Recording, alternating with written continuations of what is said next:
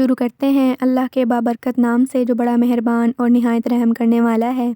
السلام علیکم لسنرز، کیسے ہیں آپ سب لوگ؟ میں ہوں سٹوری ٹیلر نیلوفر اور میں اپنے چینل پر آپ سبھی لوگوں کو خوش آمدید کہتی ہوں۔ لسنرز، آپ سب لوگ کیسے ہیں اور میرے چینل کی خوفناک کہانیوں کو کتنا انجوائے کرتے ہیں؟ اپنا فیڈ بیک مجھے ضرور دیا کریں۔ اور آج میں آپ لوگوں کے لیے 2 خوفناک کہانیاں لے کر آئی ہوں۔ تو آگے بڑھنے سے پہلے جو میرے چینل پر نیو آئے ہیں وہ میرے چینل کو سبسکرائب کر لیں اور بیل آئیکن پریس کر لیں تاکہ میرے ہر آنے والی ویڈیو کی نوٹیفیکیشن آپ لوگوں کو ملتی رہے۔ اور بڑھتے ہیں آج کی پہلی خوفناک کہانی کی طرف۔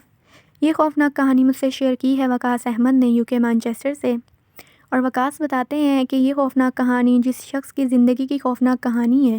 ان کا نام راجہ ریحان ہے۔ اور راجہ ریحان بتاتے ہیں کہ جیسے یہ میرے ساتھ واقعہ پیش آیا تو تب میں انڈونیشیا میں 1996 کی بات ہے، میں انڈونیشیا میں کام کے سلسلے میں آیا تھا، یہاں پر جاب کے سلسلے میں، اور اسٹڈی میں نے اپنی پاکستان کی جو اسلام آباد یونیورسٹی ہے میں نے وہاں سے اپنی اسٹڈی کمپلیٹ کی تھی، اور اسی کے بعد میں جاب کے سلسلے میں یہاں انڈونیشیا آیا۔ اور جب میں یہاں پر آیا تھا تو مجھے یہاں بہت زیادہ مشکلات آئیں پیش، مجھے بہت مشکلات پیش آئیں یہاں پر، مجھے بہت محنت کرنی پڑی، اور جیسا مجھے کام ملتا تھا، جو بھی مجھے کام ملتا تھا میں وہ کیا کرتا تھا، کیونکہ یہاں پر آتے ہی انڈونیشیا میں مجھے بالکل بھی ایسے نہیں ہوا تھا کہ میں سیٹ ہو گیا تھا اپنی نوکری میں، جاب میں، مجھے بہت مشکلات اٹھانی پڑیں۔ اور اس وقت اب میرے پاس 2 فیکٹریز ہیں، میرے پاس گارمنٹس کی، اور میرے پاس 2 فیول ملز ہیں، 2 فیول اسٹیشن ہیں، اور اب میں بالکل اپنی لائف میں سیٹ ہوں۔ لیکن جب میرے ساتھ یہ واقعہ پیش آیا تو تب میں یہاں پر انڈونیشیا میں نیو آیا تھا، اور یہاں پر میرا کوئی فرینڈ، کوئی جاننے والا بھی نہیں تھا، بس میرا ایک یہاں پر دوست بنا تھا جو بنگلہ دیش سے آیا ہوا تھا یہاں پر کام کے سلسلے میں۔ وہ بھی بہت زیادہ بیزی رہا کرتا تھا، اور وہ بھی مجھ سے بس ایک منتھ میں 1-2 بار ملنے آ جایا کرتا تھا، ادروائز میں اکیلا رہتا تھا۔ اور ایک دفعہ ایسے ہوا کہ مجھے ایک ہوٹل، بہت ایکسپینسو ہوٹل تھا وہ، مجھے وہاں سے جاب کی آفر آئی، اور وہاں پر مجھے وہی جو بیل بوائز والا کام ہوتا ہے مجھے وہ کرنا تھا، وہاں پہ وہاں کی صاف صفائی، وہاں کی مطلب دیکھ بھال کرنی تھی اس ہوٹل کی۔ تو میرے علاوہ وہاں اور بھی بہت سارے تھے، وہاں پر لیڈیز ورکرز بھی تھیں، میل ورکر بھی تھے۔ تو جیسے ہی میں اس ہوٹل میں نے کام شروع کیا تو جو اس ہوٹل کے اونر تھے وہ بہت زیادہ ظالم تھے، بہت زیادہ وہ ہم پر ظلم کیا کرتے تھے، ٹارچر کرتے تھے۔ جیسے ہی ہم لوگوں سے کوئی بھی چھوٹی سے چھوٹی غلطی ہوتی تھی تو وہ ہمیں بہت مارا بھی کرتے تھے، بہت ٹارچر کرتے تھے، کیونکہ انہیں یہ بات معلوم تھی کہ ہم لوگوں کو پیسوں کی بہت ضرورت ہے اور ہم لوگ اس نوکری کو نہیں چھوڑ سکتے۔ تو اس وجہ سے وہ بالکل بھی ہمارے بارے میں کچھ سوچتے نہیں تھے اور ہمیں بہت ٹارچر کیا کرتے تھے۔ اور وہ جو ہوٹل تھا وہ بہت ایکسپینسو تھا، وہاں پر فورنرز آ کے رکتے تھے، اور جو بڑے بڑے امیر لوگ ہوتے تھے وہ وہاں پر آ کے اسٹے کیا کرتے تھے۔ ایک دفعہ ایسے ہوا کہ ان کے جو ٹارچر وہ ہم پر کیا کرتے تھے، اس ٹارچر کی ایک دن حد ہو گئی، اور میں نے اس دن یہ فیصلہ کر لیا کہ میں اب یہاں پر اور نہیں رکوں گا بالکل بھی ہوٹل میں، اور میں کہیں اور جا کر نوکری کر لوں گا، جیسی بھی مجھے نوکری ملے، جتنے پیسوں میں مجھے نوکری ملے میں کہیں اور کر لوں گا، لیکن میں اب اور یہاں نہیں رہ سکتا۔ میرا ایک جاننے والا تھا، میں نے اسے کال کی اور میں نے اسے کہا کہ تم مجھے کہیں پر بھی چھوٹی سے چھوٹی نوکری ہو تم مجھے وہ دلوا دو، کہیں رہنے کی جگہ مجھے کروا دو میسر، تو میں وہاں چلا جاؤں گا، میں یہاں بالکل بھی نہیں رہ سکتا، یہ لوگ بہت زیادہ ٹارچر کرتے ہیں ہمیں۔ تو اس نے میرا انتظام کروا دیا، ایک بہت مطلب دور دراز کا وہ علاقہ تھا، وہاں پر ایک آدمی تھا جس آدمی کی مجھے بکریاں جو تھیں ان کی دیکھ بھال کرنی تھی، اس کی بکریوں کو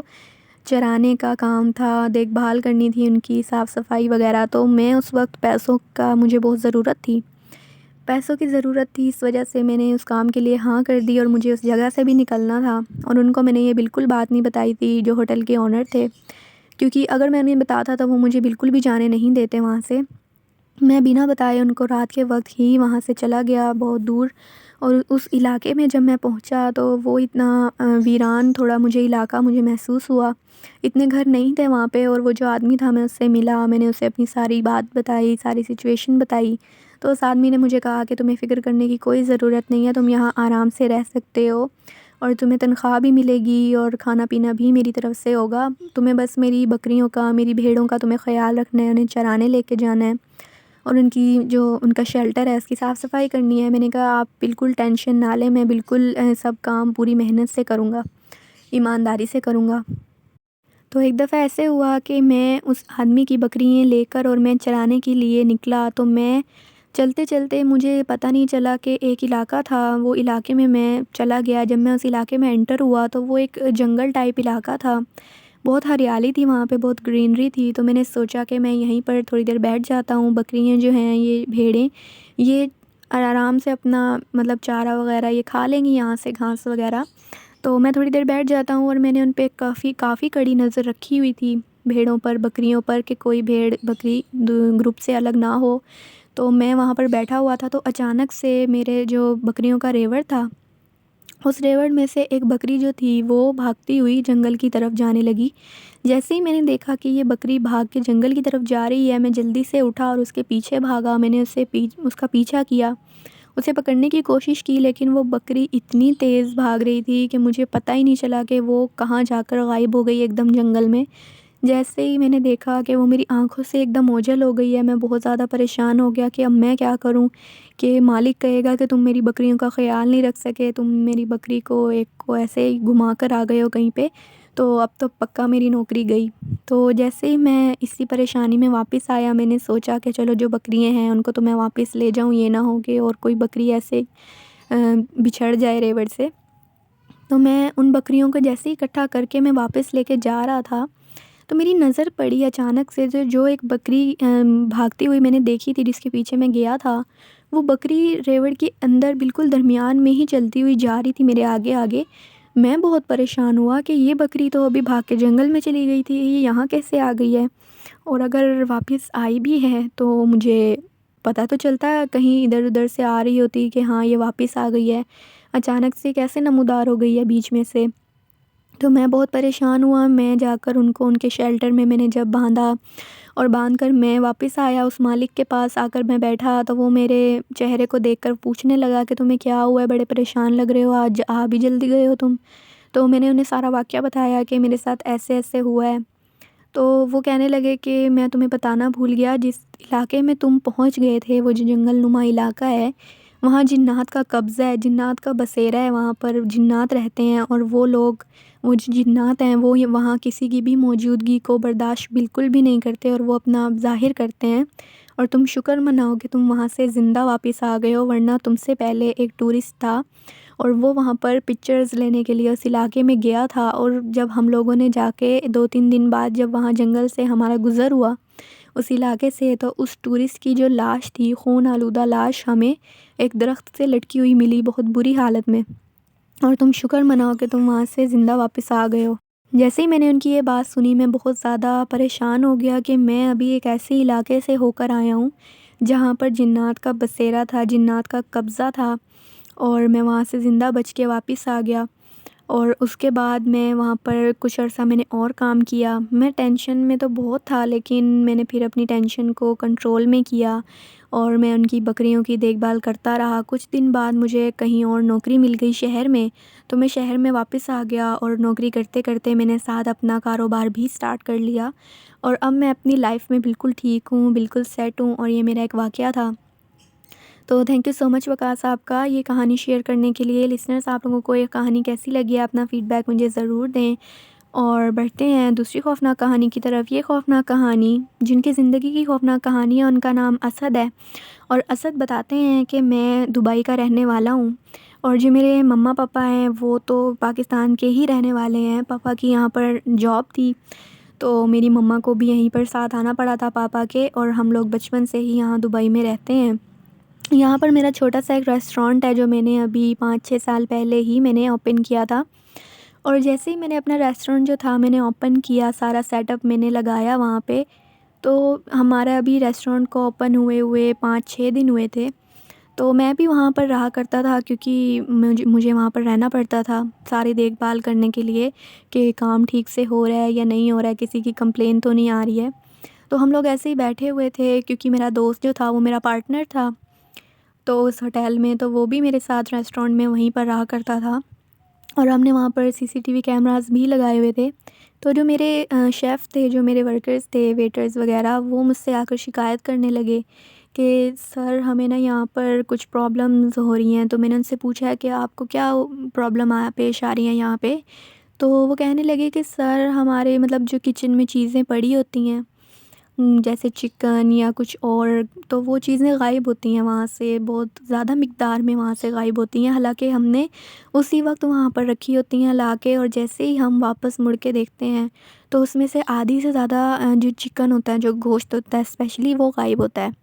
اور جیسے ہی ہم لوگ مطلب جو گلاسز وغیرہ ہوتے ہیں ہم لوگ انہیں واش کر کے اور ہم لوگ سائڈ پہ رکھتے ہیں، تو ہم لوگ انہیں ہاتھ بھی نہیں لگاتے گلاسز کو، اور وہ خود بخود آ کر اور وہ زمین پر گر کر ٹوٹ جاتے ہیں، اور ہمیں پتہ نہیں چلتا کہ یہ کیسے ہوتا ہے۔ تو میں نے انہیں کہا کہ آپ لوگوں کو بالکل بھی پریشان ہونے کی ضرورت نہیں ہے، اور میں کچھ کرتا ہوں اس بارے میں۔ تو میں تھوڑا سا پریشان ہو گیا یہ سن کے، میرا دوست جو تھا وہ بھی پریشان ہو گیا کہ یہ ہمارے ہوٹل میں کیا ہو رہا ہے۔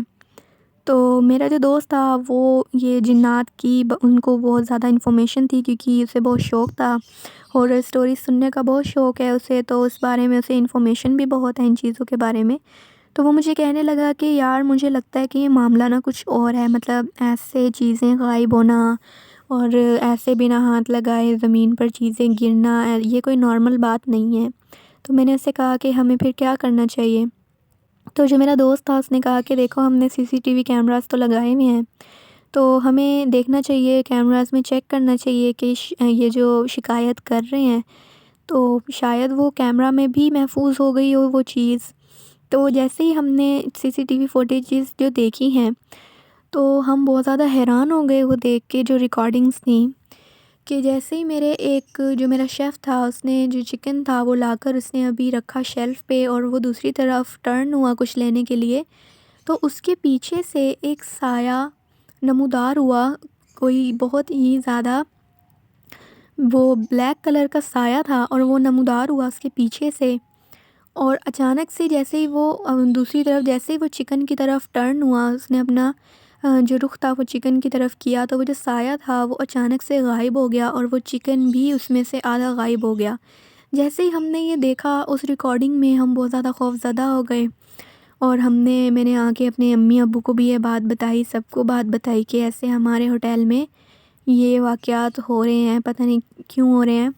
تو میرے ابو نے پھر مجھے کہا کہ بیٹا تم ٹینشن مت لو، اور اپنے ہوٹل میں تم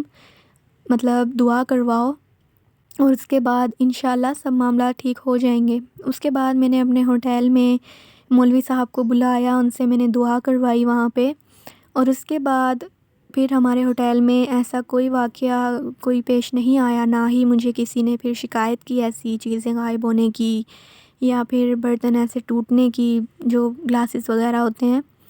تو یہ ایک چھوٹا سا واقعہ تھا جو میرے ساتھ پیش آیا تھا۔ تھینک یو سو مچ اسد آپ کا اپنا واقعہ شیئر کرنے کے لیے۔ لسنرز، آپ لوگوں کو آج کی خوفناک کہانی کیسی لگی ہیں؟ اپنا فیڈ بیک مجھے ضرور دیں۔ آپ لوگ بھی اپنی خوفناک کہانی مجھ سے شیئر کر سکتے ہیں نیچے کامنٹ باکس میں، اور آپ لوگ مجھ سے اپنی خوفناک کہانی شیئر کر سکتے ہیں فیس بک پر بھی، وہاں میری فیس بک ID ہے نیلوفر خان کے نام سے، وہاں بھی آپ مجھے فالو کر سکتے ہیں، اور اپنی خوفناک کہانی مجھے وہاں بھی شیئر کر سکتے ہیں۔ تب تک کے لیے اسٹے ٹیون، اللہ حافظ، اللہ نگہبان۔